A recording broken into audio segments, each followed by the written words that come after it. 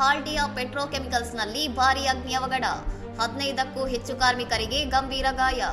ಪಶ್ಚಿಮ ಬಂಗಾಳದ Haldia petrochemicals limited ಕಾರ್ಖಾನೆಯ ನಾಫ್ತಾ ಸಾಗಿಸುವ ಪೈಪ್ಲೈನ್ನಲ್ಲಿ ಮಂಗಳವಾರ ಬೆಳಗಿನ ಜಾವ ಭಾರೀ ಬೆಂಕಿ ಕಾಣಿಸಿಕೊಂಡಿದ್ದು, ಕನಿಷ್ಠ 15 ಮಂದಿ ಕಾರ್ಮಿಕರು ಗಾಯಗೊಂಡಿದ್ದಾರೆ.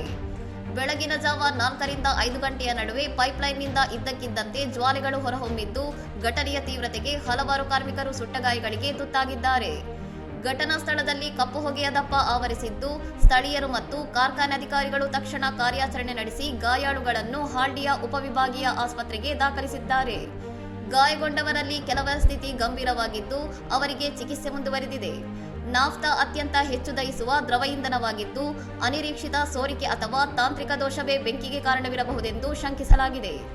ಅಪಘಾತ ಸಂಭವಿಸಿದ ನಿಖರ ಕಾರಣವನ್ನು ಕಾರ್ಖಾನೆ ಆಡಳಿತ ಮಂಡಳಿ ಇನ್ನೂ ಬಹಿರಂಗಪಡಿಸಿಲ್ಲ.